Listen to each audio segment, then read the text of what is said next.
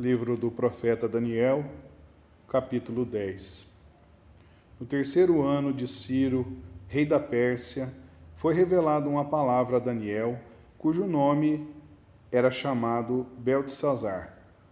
A palavra era verdadeira e envolvia grande conflito, e ele entendeu esta palavra e tinha entendimento da visão. Naqueles dias, eu, Daniel, estive triste por 3 semanas. Alimento desejável não comi, nem carne nem vinho entraram na minha boca, nem me ungi com unguento, até que se cumpriram as 3 semanas. E no dia 24 do primeiro mês, eu estava à borda do grande rio Idequel. E levantei os meus olhos e olhei, e eis um homem vestido de linho, e os seus lombos cingidos com ouro fino de Ufaz.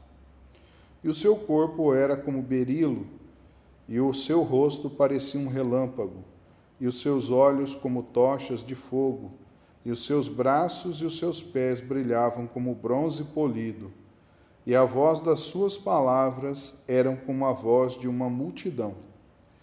E só eu, Daniel, tive aquela visão. Os homens que estavam comigo não a viram. Contudo, caiu sobre eles um grande temor, e fugiram, escondendo-se. Fiquei, pois, eu só, a contemplar esta grande visão, e não ficou força em mim. Transmudou-se o meu semblante em corrupção, e não tive força alguma. Contudo, ouvi a voz das suas palavras, e ouvindo o som das suas palavras, eu caí sobre o meu rosto num profundo sono, com o meu rosto em terra. E eis que certa mão me tocou e fez com que me movesse sobre os meus joelhos e sobre as palmas das minhas mãos. E me disse: Daniel, homem muito amado, entende as palavras que vou te dizer, e levanta-te sobre os teus pés, porque a ti sou enviado. E falando ele comigo esta palavra, levantei-me tremendo.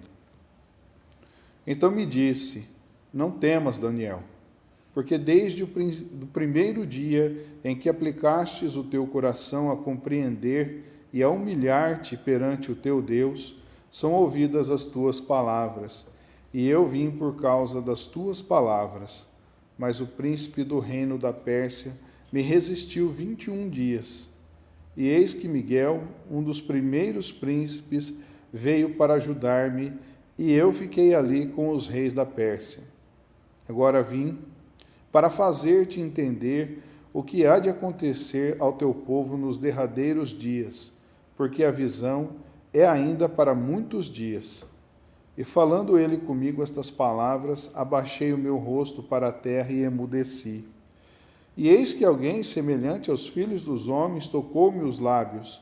Então abri a minha boca e falei, dizendo àquele que estava em pé diante de mim: Senhor meu, por causa da visão sobrevieram-me dores, e não ficou força alguma. Como, pois, pode o servo do meu Senhor falar com o meu Senhor? Porque, quanto a mim, desde agora não resta força em mim, e nem fôlego ficou em mim. E aquele que tinha a aparência de um homem tocou-me outra vez e fortaleceu-me. E disse: não temas, homem muito amado, paz seja contigo. Anima-te, sim, anima-te. E falando ele comigo, fiquei fortalecido e disse: fala, meu Senhor, por que me fortaleceste? E ele disse: sabes por que eu vim a ti? Agora, pois, tornarei a pelejar contra o príncipe dos persas. E saindo eu, eis que virá o príncipe da Grécia. Mas eu te declararei o que está registrado na Escritura da verdade. E ninguém há que me anime contra aqueles, senão Miguel, vosso príncipe. As profecias, sem sombra de dúvida, são as partes mais complicadas da Escritura. Porque todas as outras que às vezes a interpretação fica difícil por causa de conceitos de época, por causa de fatores históricos que a gente não tem acesso mais, né, que se perderam com o tempo. Num esforço qualquer, num trabalho em conjunto, a gente acaba, ao menos, encontrando um senso comum, um entendimento. Mas as profecias são sempre um pouco mais difíceis, por dois fatores. Primeiro, porque ela fala de coisas que não são habituais a nós. Elas nos falam das coisas celestiais, das coisas espirituais, do mundo que há junto do nosso, que é eterno, e que nós, enquanto nesse plano carnal, não podemos ver, não podemos tocar e nem percebemos. Alguns, como Daniel, eventualmente têm essa sensibilidade e podem percebê-la e podem interagir. Mas a maioria de nós anda insensível até com as coisas básicas de uma vida natural, como o bom sentimento. As pessoas andam tão endurecidas pelo dia a dia, pela secularização da vida, pelas coisas temporais, que até mesmo essas outras coisas que deveriam ser comuns para nós e não exigiriam um dom maior, estão ficando estranhas. O que dirá desse universo que os profetas nos anunciam? Isso já era previsto pelo Senhor quando ele dizia que nos últimos dias o sentimento se esfriaria, né? Que não haveria afeição natural entre os homens. E a gente vê isso acontecer com bastante intensidade nesses dias. Não é prudente dizer que nós vivemos já os últimos dias, mas é muito certo dizer que existem sinais evidentes desse esfriamento do sentimento, desse afastamento das coisas celestiais, das coisas de Deus, dos valores verdadeiros. A outra questão que dificulta, né, a profecia, principalmente as do Velho Testamento, é porque elas têm duas vertentes. É como se uma única profecia atendesse a duas situações. Primeiro, ela atende ao momento em que ela foi revelada, ou próximo dele, alguns dias depois, coisas que já estão até anunciadas no Velho Testamento. Se a gente seguir adiante, nós vamos ver que parte dessa profecia ela vai acontecendo com a queda dos reinos. Mas ela não se limita a isso. O próprio agente espiritual, aquele que falou com Daniel, alerta que essa palavra era para muitos dias depois, era para muito tempo depois. Então, irmãos, muitas profecias antigas que já tiveram a sua revelação e acontecimento, ainda hão de se manifestar novamente, porque o Velho Testamento ele é um rudimento das coisas futuras. Assim como o cordeiro imolado na Páscoa por Moisés foi o que trouxe a libertação do povo do Egito, do povo judeu, do povo de Deus do Egito, o Senhor Jesus imolado como um cordeiro manso também e sem mácula, representa a nossa libertação espiritual. Assim, irmãos, essa profecia ela fala de coisas futuras, inclusive para nós. Por mais que ela tenha sido dita há milênios, e por mais que parte dela já tenha acontecido, ela está falando para nós. Ela fala para ainda o que virá. É difícil nós definirmos exatamente o que ela fala, porque tanto o profeta quanto o Espírito falam aqui de forma velada. O profeta diz que teve uma visão, e depois ele anuncia que teve esse encontro espiritual. E o diálogo entre eles não revela exatamente o que há de acontecer ou com clareza, mas ele revela o que se passa nesse mundo celestial que nós não vemos. Primeiramente, Daniel esteve triste por 3 semanas. Os religiosos têm quase sempre, no impulso da admiração, o desejo de ser como um desses homens. Quase sempre pelo mesmo motivo que as pessoas querem ser jogador de futebol, ou policial, ou alguém poderoso na infância. Né? As pessoas identificam lá, quando são crianças, um herói e querem ser como eles.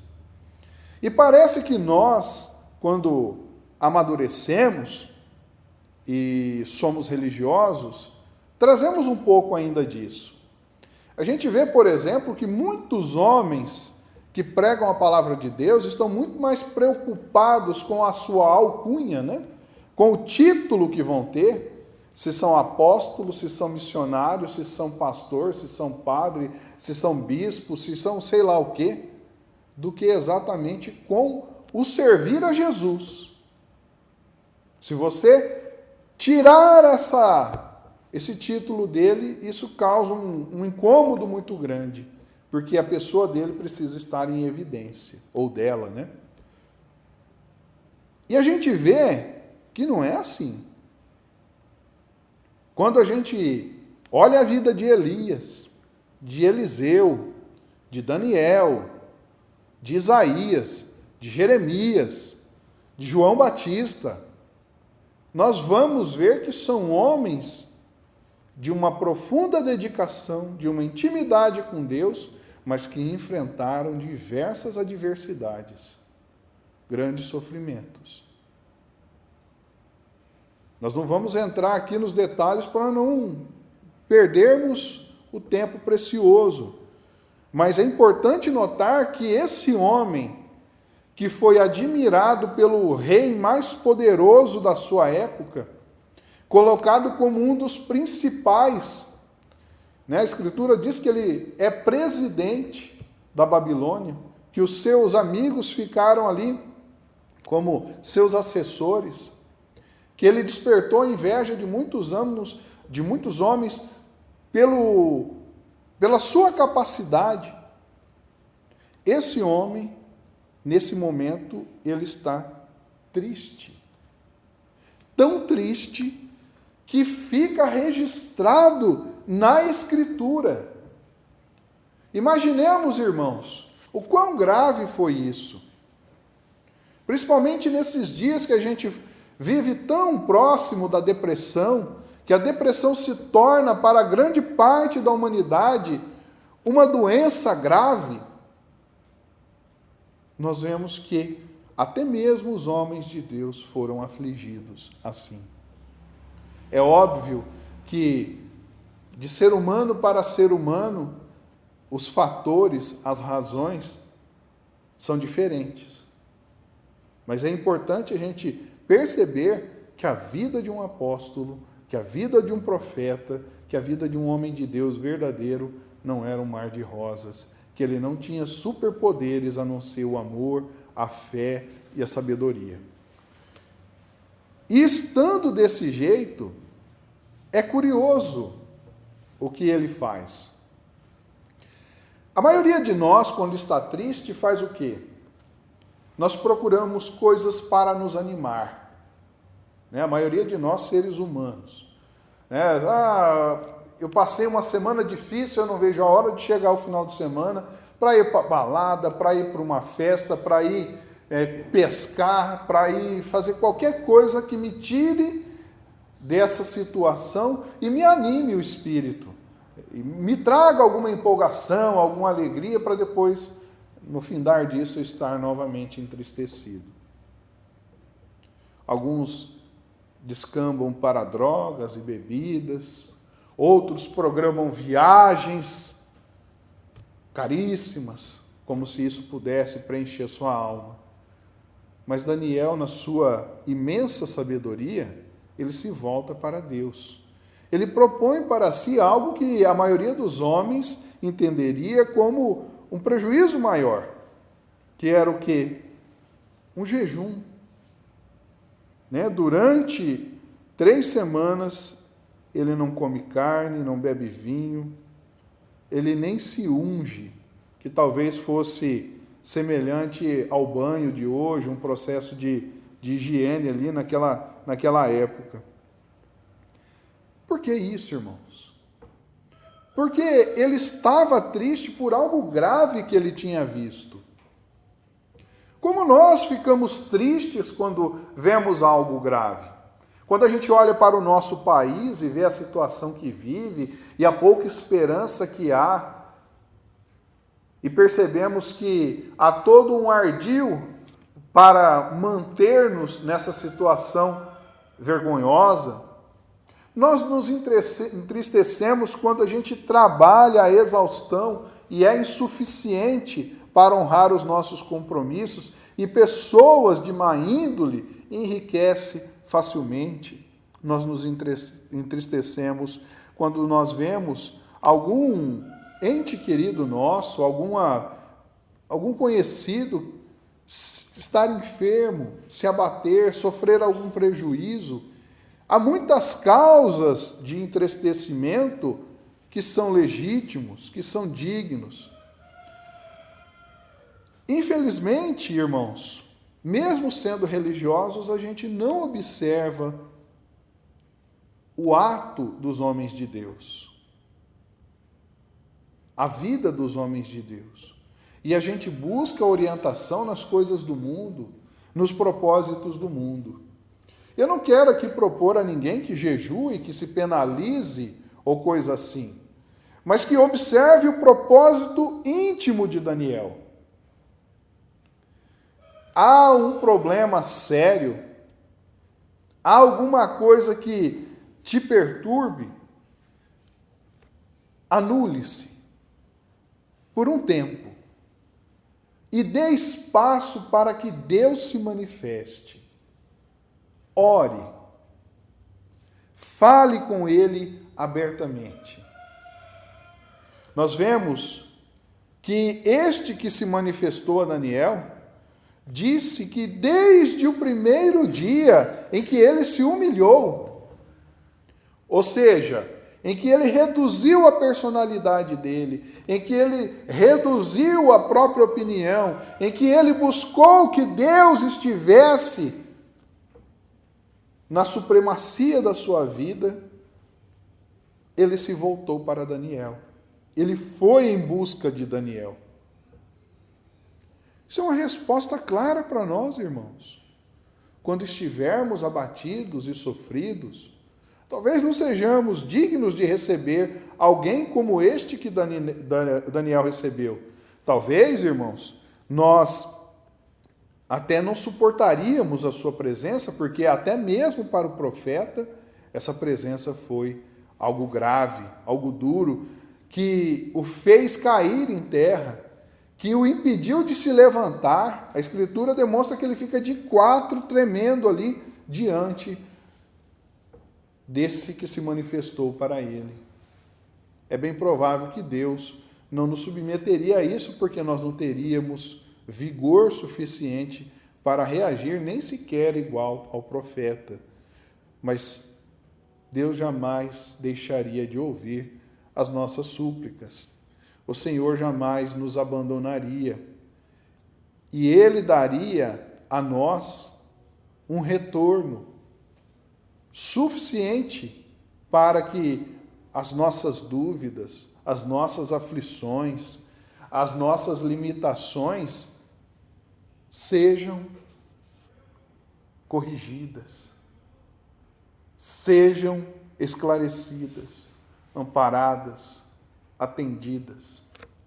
Irmãos, É necessário compreender que o nosso ego é um bloqueio muito grande para as coisas de Deus, que as nossas opiniões são um limitador da ação do mundo espiritual na nossa vida, do lado positivo, porque o lado negativo encontra, na nossa opinião, bastante recurso. Quando nós nos enchemos de nós mesmos, quando nós nos sentimos maior que os demais, quando o nosso orgulho toma conta, é uma porta gigantesca para a ação do inimigo. Mas quando nós nos humilhamos, quando nós reduzimos as nossas barreiras, quando nós deixamos o nosso ego menos evidente, o Espírito de Deus, o Espírito Santo vem até nós e atenua os nossos sofrimentos, as nossas angústias, as nossas dificuldades. E se nós mantivermos a nossa humildade e seguirmos a sua orientação, conforme Daniel segue, as coisas santas vão se realizando, vão acontecendo. Mas não só o nosso ego é um limitador da ação do Espírito de Deus em nossas vidas. A gente vê aqui que quando esse que se manifestou a Daniel saiu em seu favor, ele encontrou resistência durante 21 dias pelo rei da Pérsia. O príncipe do reino da Pérsia o resistiu por 21 dias e foi necessária a intervenção de Miguel. Isso é muito grave, irmãos. O que é o reino da Pérsia? O reino da Pérsia é o resíduo do reino da Babilônia. E tanto o Egito quanto a Babilônia representam os reinos mundanos, gloriosos aos olhos dos homens, mas odiosos aos olhos de Deus. Reinos recheados de orgulho e riqueza temporária. Reinos que escravizavam os filhos de Deus. Reinos que se ampliavam pela força da brutalidade. Reinos que usaram da sabedoria, do entendimento para fazer o mal e dominaram os homens de maneira terrível sobre a terra. E o reino da Pérsia é isso. Então nós não estamos falando, irmãos, daquele reino histórico, daquele reino material que os livros de história nos dizem.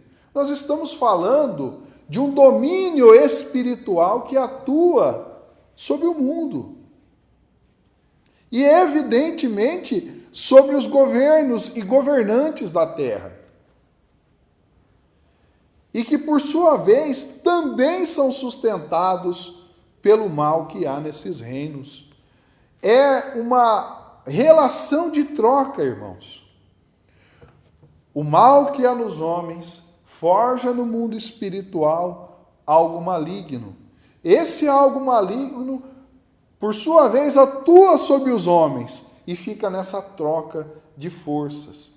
Tão grave, que é capaz de criar resistência aos agentes de Deus, ao ponto de ser necessário a intervenção de um superior, aqui chamado Miguel. Mas, irmãos, quem poderia ser tão superior ao mal que o subjugasse? Até então, irmãos, o Messias não tinha nome. O Filho de Deus não tinha nome. O Senhor Jesus não tinha ainda encarnado no mundo com o seu nome, Jesus de Nazaré. Ele não era conhecido como essa figura, mas é evidente que ele existia antes de ter vindo junto de nós. Então é Jesus, irmãos, que atua junto deste que se manifestou a Daniel, para repreender, para impedir que o reino da Pérsia, essa força espiritual remanescente do reino da Babilônia, impedisse que o anjo do Senhor chegasse ao profeta. E o que isso tem conosco hoje? Tem muito, irmãos. Nós olhamos para a nossa vida preocupados com a periferia violenta. E aí nós criamos condomínios nos quais nós imaginamos que estamos livres do mal. Nós poderíamos fazer até uma análise social aqui da mentira que isso representa por tantos criminosos que podem morar dentro de um condomínio. Mas, irmãos, não é esse o nosso propósito. O propósito é observar que não há parede, não há cerca elétrica, não há qualquer tipo de segurança física que impeça o inimigo de atuar nas nossas vidas e provocar males. E que o único que pode verdadeiramente nos defender disso é Jesus. E todo aquele que efetivamente serve a Jesus. Então, quando nós olharmos para o nosso país e lamentarmos as suas mazelas e nos entristecermos por elas, não é suficiente, irmãos, fazermos conjecturas do ponto de vista material. Elas podem ter um efeito paliativo, mas elas não serão a solução definitiva. Nós que somos homens e mulheres de fé, nós que cremos em Deus, que queremos servir a Jesus, que queremos ter o Espírito Santo, precisamos efetivamente confiar em Deus e buscar em Deus os recursos para que o nosso mundo, para que o nosso país, a nossa casa, a nossa igreja esteja liberto da ação do inimigo. Porque ele resistirá, irmãos. Porque ele não aceita a ação do reino de Deus. Esse reino da Pérsia é um domínio que quer se expandir aonde deve existir o reino de Deus. Ah, isso é pueril, isso é infantil, é tolice? Não é. Porque, irmãos, observem a vida. Fechem os olhos por um momento e vejam com a alma o que prevalece no mundo hoje. Quais os sentimentos, irmãos? Quais os propósitos? Quais os meios de se viver? E nós veremos que não são os valores do reino de Deus, mas são os valores dos reinos seculares, dos reinos temporais. Maquiavel nunca foi tão atual. Nunca. Felizmente, irmãos, felizmente, o reino de Deus prevalece numa dimensão maior, permitindo que esses reinos atuem sobre nós apenas o necessário para que haja em nós uma transformação, uma mudança, para que a gente perceba o quanto ele é mau, o quanto ele prejudica, o quanto ele não tem futuro, o quanto ele é morte e não vida. Mas a Escritura nos alerta que, num determinado momento, será permitido. Lá em Apocalipse fala que a besta será liberta. Ou seja, por agora, o reino dos céus controla, mas num determinado momento, para que o homem perceba o que é mal, essas coisas terão poder de atuar livremente. E aqueles, irmãos, que não têm comunhão com Deus, com as virtudes, com o que é santo, verão a gravidade do mal, verão a morte muito próxima. Se não, cara a cara. É muito grave, irmãos.